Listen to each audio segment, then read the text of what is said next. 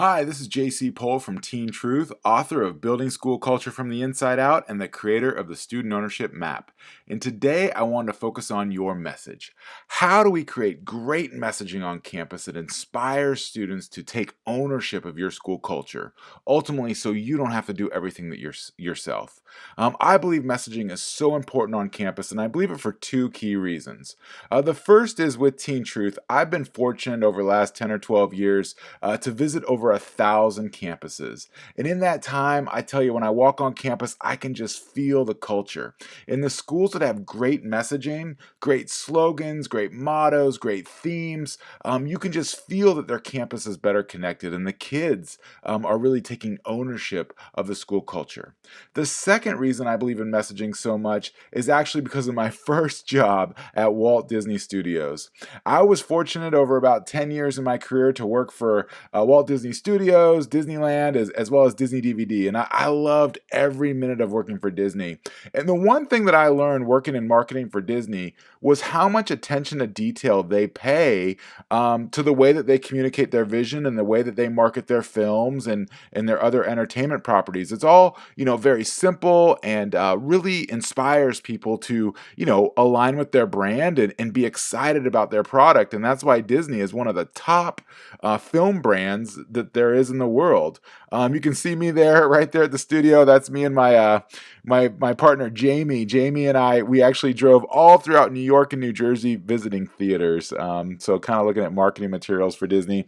But the thing I wanted to point out that I learned when I was working at Disneyland, which I thought would be interesting to share with you today, if you look at the top right-hand corner of this picture, you see Main Street at Disneyland. And at the end of Main Street, obviously, you see the castle. And if you look closely at this picture, you might not have ever noticed this before, but look at the curbs on Main Street. You can see that they don't actually go straight. They actually angle in towards the castle. The buildings in front, the buildings kind of in the near part of the picture are actually taller than the buildings in the back. So why did Walt choose to do this? Well, Walt wanted to build a legitimate Main Street. He wanted it to feel like a Main Street in, anywhere in any town, America. And so he was able to create this optical illusion to give Main Street this feel like it was long and it was like, something you were walking down as you entered his park. Now, if you look at the picture in the bottom right, you can see a reverse photo from the castle as you look out as you're exiting Disneyland, and look how short Main Street looks. I mean, it's like you spent the whole day there with your family, you're tired, you're going to walk out, hopefully buy a souvenir, and head out to the parking lot. The reason why I want to point this out to you in this screencast is because, as you can see, Walt had a vision. And, this vision was communicated across his company. But this is a perfect example of how he used his vision to create an environment that ultimately creates a culture. And I feel that your school is no different, and that you as an educational leader are no different as well. We have to find a way to communicate your vision in an environment that creates a culture where your kids and your staff are going to be happy to be there. One of my most favorite quotes about Walt Disney actually came from his wife. 5 years after the great Walt Disney passed away, Disney World had its grand opening. And during the dedication ceremony, someone turned to Mrs. Disney and said, "Isn't it a shame that Walt didn't live to see this?" Mrs. Disney replied, "He did see it. That's why it's here." And when we look at, the success that Disney has had over the years, even after Walt has been long gone, you can see that his vision still, plays out today.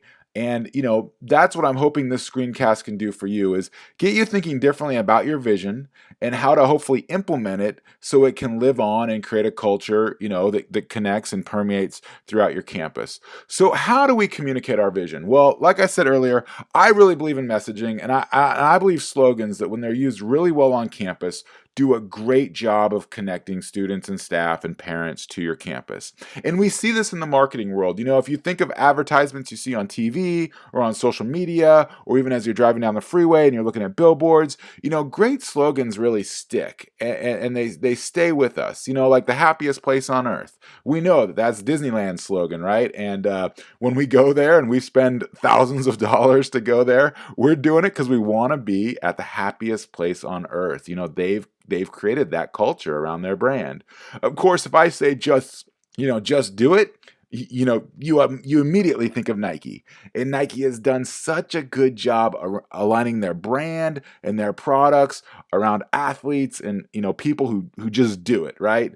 Very simple. And then of course, where I live here in Texas, we have the slogan "Don't mess with Texas," and I tell you, here in the state, you can feel it. Like this slogan drives our community, and whether it's a hurricane or a shooting at a church or a tragedy at a school, Texans know that no matter what their background was, no matter what their differences are, that they will pull together because, we don't mess with Texas.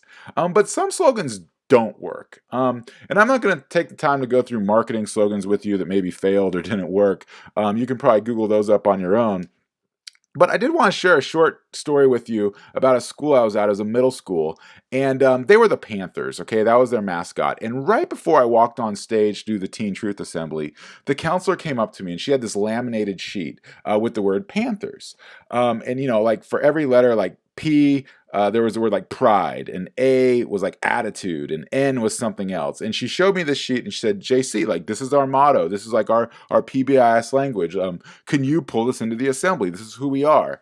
And of course, sitting there in front of her, I told her I could, but between me and you, there was no way that I could pull all that messaging in the assembly. There was no way I could even remember it, and there's certainly no way her kids could remember it. So if we're going to build great messaging on campus, it's important for us as educational leaders to be intentional about how we create our vision. One of my favorite clients, Donna McNeil, you can see her down here in the right-hand corner of this photo.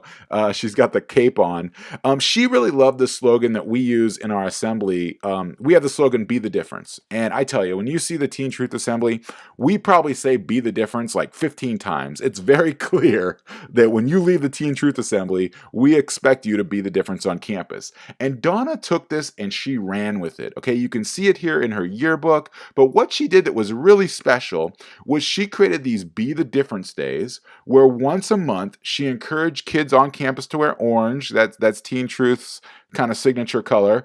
And she started doing these Be the Difference days. She got a DJ out of the quad, maybe had hot dogs, whatever it might be, and just had these great days where staff and students dressed up in orange. And they were highly successful. And the coolest thing about it is Donna told me actually last month we had a conference and I saw her, and she was telling me how, that experience with Teen Truth literally changed her view of herself as an educator. Like it changed her perspective on what her job was on campus. She started to realize that she was a culture warrior. And these Be the Difference days became foundational elements of their school culture. In fact, Donna and her team are still doing these days today. They call it their kindness revolution. And this hasn't been for like 2 or 3 years, okay?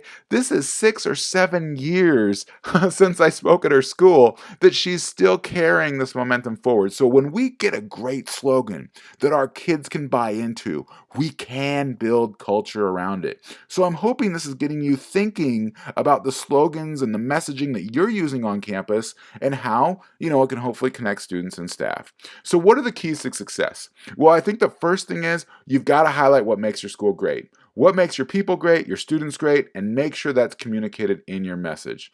You've got to explain your commitment to your culture, okay? This slogan, just like you saw Donna in that picture, you've got to sell out, okay? This has got to be in your blood. It's got to be in your veins. It's got to be something that you're willing to commit to, because when people on campus see your commitment and your excitement, well, they'll mirror that, right? They'll replicate that and they'll get excited like you. Also, when we create slogans, please remember that story I shared with you about the Panthers. We've got to keep them short. We've got to keep them positive, and we've got to keep them very direct. They have to cut through the clutter. Think about "just do it." That's 3 words. "Don't mess with Texas." That's 4 words. The "Got Milk" campaign. Remember the "Got Milk" campaign? That's just 2 words, okay? There is so much clutter on campus and in the world around us. You've got to have great messaging that's simple, positive, and direct. And of course, the biggest key to success that I see so many schools, make this mistake basically, is they don't get student buy-in.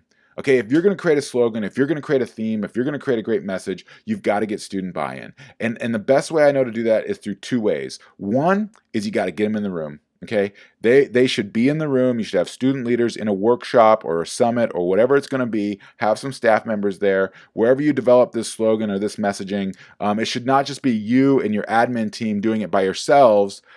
It should be, kind of coming from the ground up. That's why I called the book Building School Culture from the Inside Out, because we want to get students and staff excited, to take ownership of everything that you're doing. So make sure you have student buy-in. The other way to get student buy-in is through school assemblies. Now, I know school assemblies sometimes get a bad rap. I've heard it, and trust me, I've been there and I believe it. We've all grown up, we've all sat through school assemblies that have sucked, okay, where the speakers have just not been good, or they've missed the mark, or maybe it was just a bad day, whatever it might be.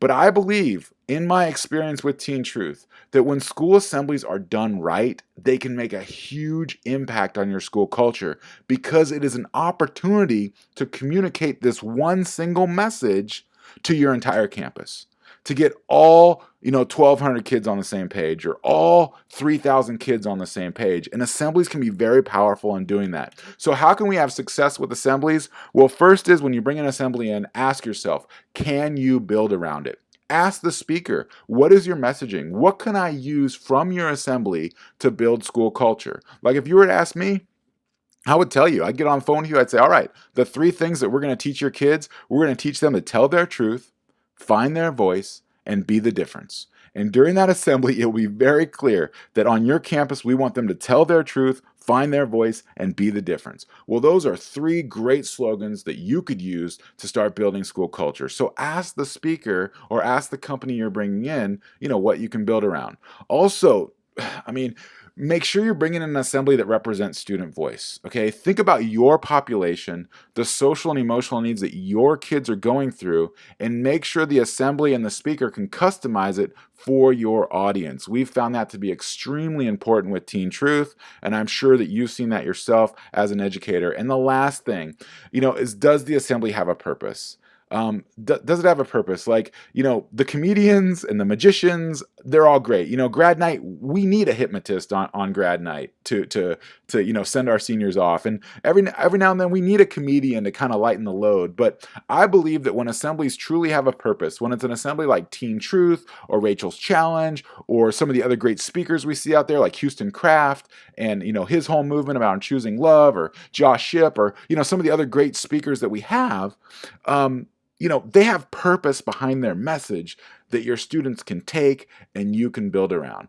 So if there's anything that we can do to help you, I know, this screencast was primarily focused on how to build messaging, but if you want to talk about it further, feel free to email me, feel free to call our office. Of course, you can find us at teentruth.net or out on social media. Listen, we believe in you, and we believe that together, that we're better together. And if there's anything that we can do to help you and support you and root for you as you build an amazing school culture, we're standing by to be there.